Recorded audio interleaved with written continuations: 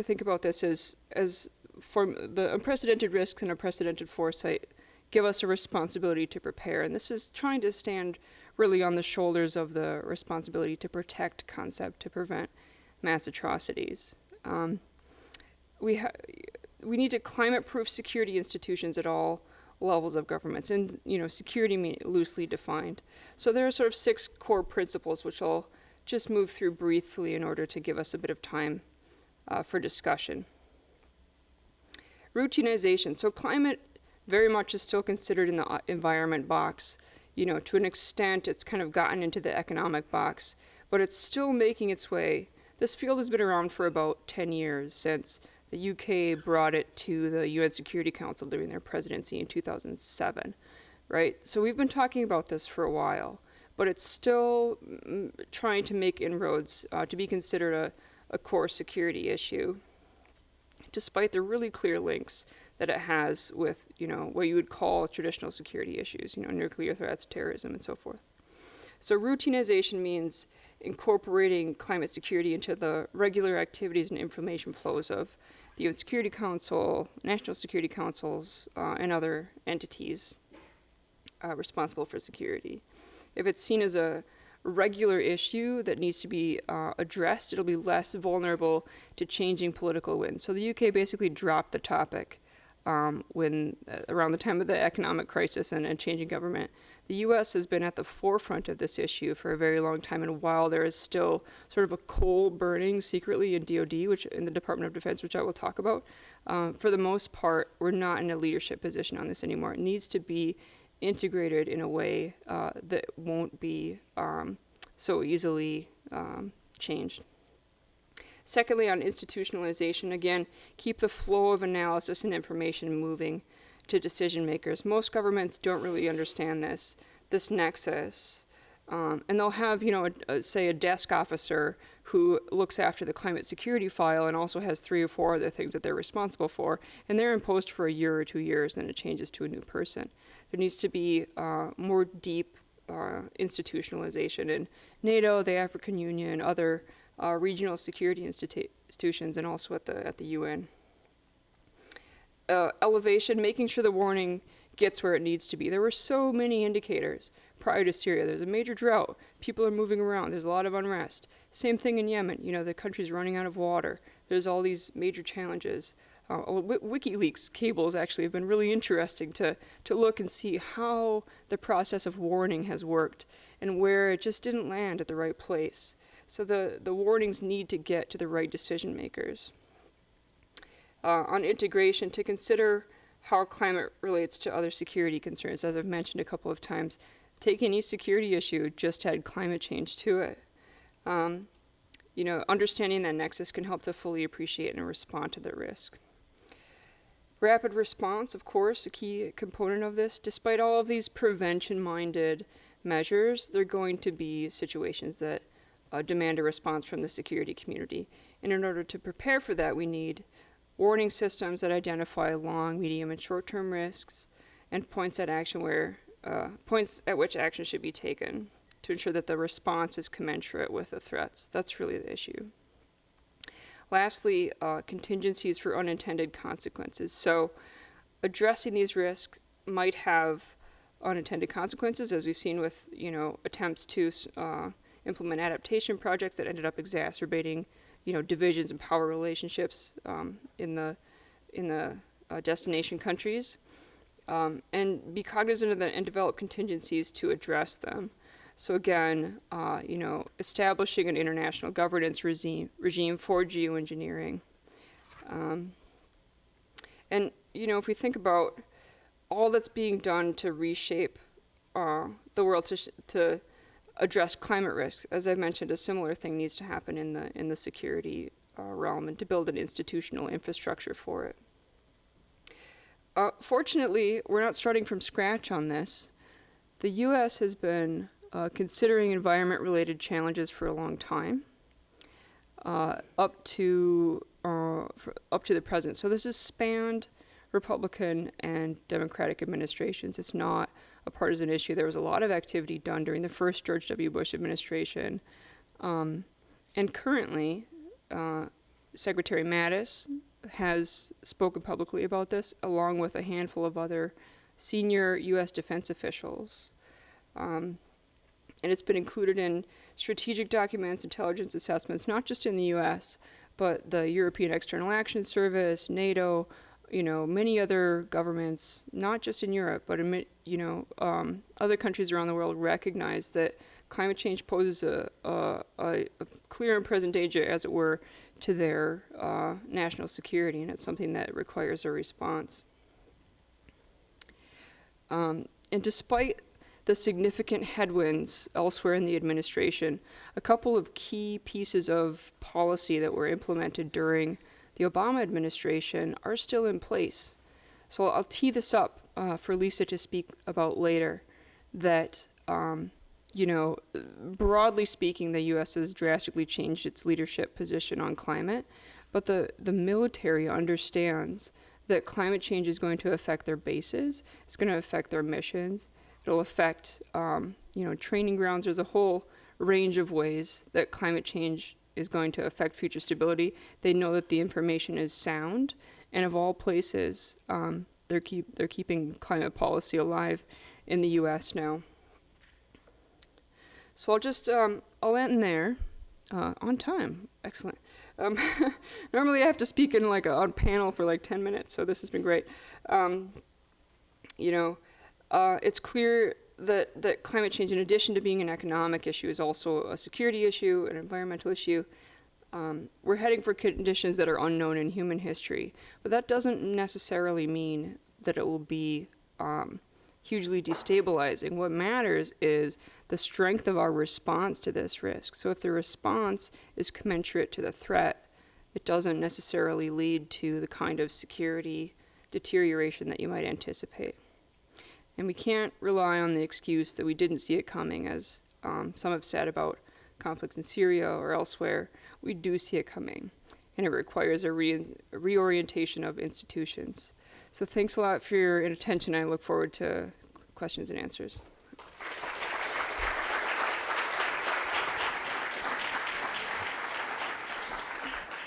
Shiloh, if you have a question, to put it.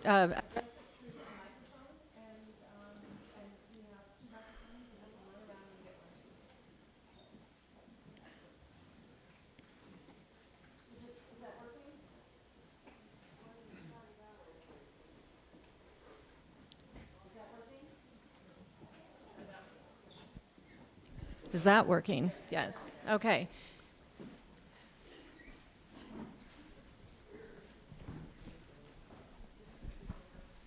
So I was curious, the link that you made between the new data modeling maps, the ability to foresee with increasing accuracy, and then prompting, hopefully, good policy and intervention. I could also imagine a different scenario where all that data and modeling is used more by insurance companies and those who might put brakes on investment. In fact, at least in the US, my understanding is that insurance companies are far ahead of policymakers in terms of using all of this risk assessment to shape. So how confident are you that this information will be used by enlightened policymakers versus those who would seek to put the brakes on investment in those places? I think that there's a risk of that, but these projects in particular are designed, these are actually funded by the Minerva Initiative, which is a DoD entity. So those are feeding straight into government policy. So I think that link is pretty strong, although of course the uptake is always really slow. When it comes to the insurance industry, we're seeing interesting and positive developments in that Bloomberg is requiring companies to submit a climate risk report. So an understanding of climate futures and climate risk is becoming more widespread. I think, from a financial standpoint, that drives a lot of decision making around what makes a good investment. And I guess I'm kind of curious, in your question, what type of infrastructure or investments you're thinking about in terms of energy infrastructure in vulnerable areas or adaptation that might be inappropriate? I was thinking about if a certain government were trying to like raise bonds or fund projects, like say Yemen or something, and it shows up that they're a 12 on the risk map or something like that. Like they can have really good quantifiable data, whether that would affect their ability to raise money, or for I assume, and I don't know anything about this topic, I should say, but I'm assuming that if USAID or someone wants to build a giant hydroelectric dam, I'm assuming they need insurance for that they wouldn't fund a project without certain layers of support. And it's my personal belief that like actuaries run the world. They're like the most powerful but boring people. So I'm just curious about whether, and again, I don't know the mechanisms, but whether these maps will divert capital and investment away from risk zones as much as they might alert enlightened policy. But that's just total speculation. Yeah, no, I do think that the trends run concurrently. So I'm going to scoot back to this Maplecroft map, which is produced by a private entity. I'm not sure where it is. That one. So the one on the left, there's a lot of thinking going on in private risk consultancies about this. I think if it's reshaping investment, that might not necessarily be a bad thing. If you're going to build a hydroelectric dam that's not going to have water in 15 years, it's probably smarter to spend the money in other ways. But the capital flows issue, I think, is something that I follow a bit less.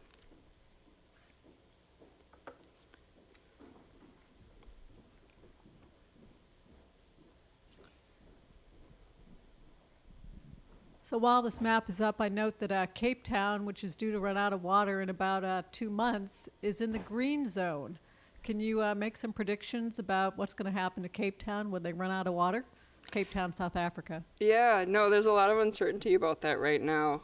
I think it'll just be expensive to transport water from other places. I anticipate that people will also move themselves to places that have a better natural resource and economic picture.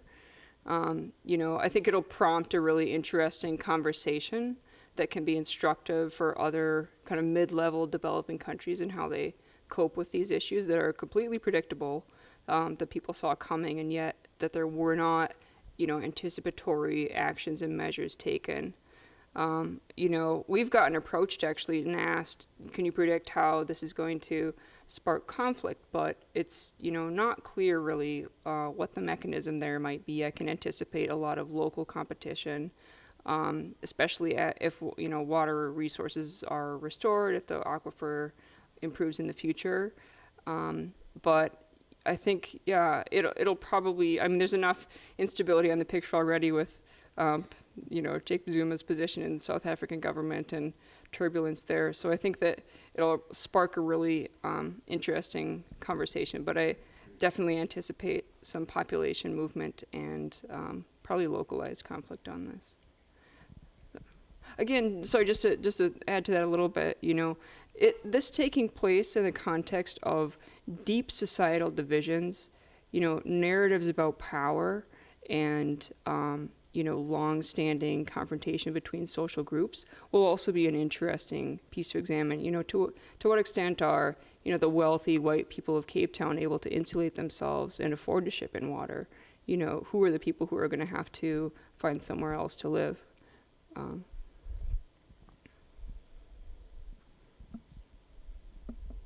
So to people like me, when you talk about the fact that there are deep layers in the military and in other parts of government that understand the gravity of this problem, I, of course, feel tremendous relief. But, if Fox News was here right now, they would be talking about the deep state, right?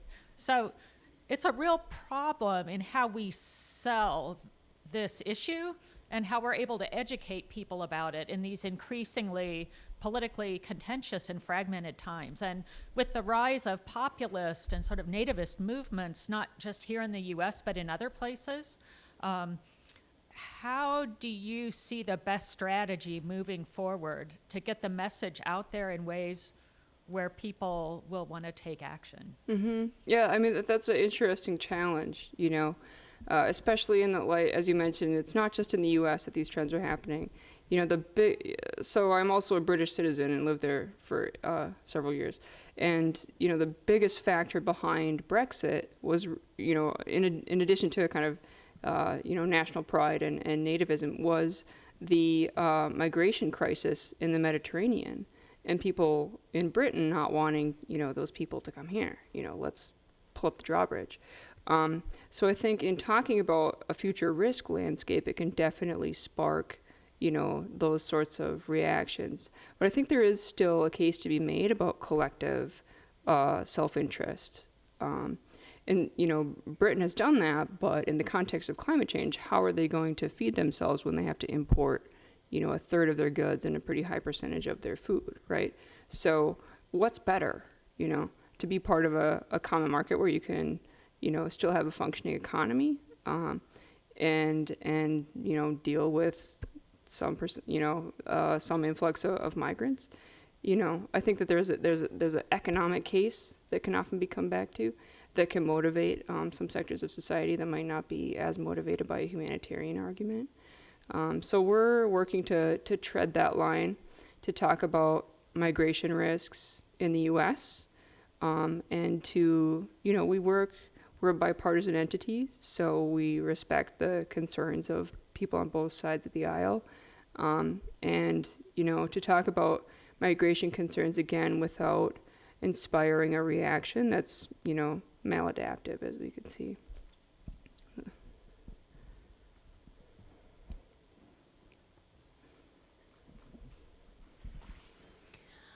You talked a little bit about the risks that are, two things actually. One, you talk about the lack of a united global governance on climate change, and then you talk about the risks that might be involved with private sectors trying to solve the problem. So my question is, where do you see the private sector in this solution of preparing for climate change, and ways in which governments can interact with the private sector and through various policies incentivizing investors into some. Yeah, my question would be like, where do you see the private sector in this solution? Mm-hmm. The private sector movement on this is absolutely essential, especially in the context of social innovation and uptake of mitigation and adaptation technologies that are funded by private sector entities. There's no way that government funding alone can inspire the changes at the pace that need to happen. So, I think that implementing a lot of the programs that have been recommended by, for example, the Stern Review on the Economics of Climate Change, which encourage, shifting subsidies from the fossil fuel industry toward renewable industries, and encouraging, the kind of microcredit programs that can help the countries that are developing now, leapfrog the dirty coal-based stage of their development. Much of this has been kind of mapped out by previous climate agreements, and I think that we just kind of need to do what we have identified already. Really, there are many ways that the solutions lie before us. We're just not using them, and that's true in the security realm as in others.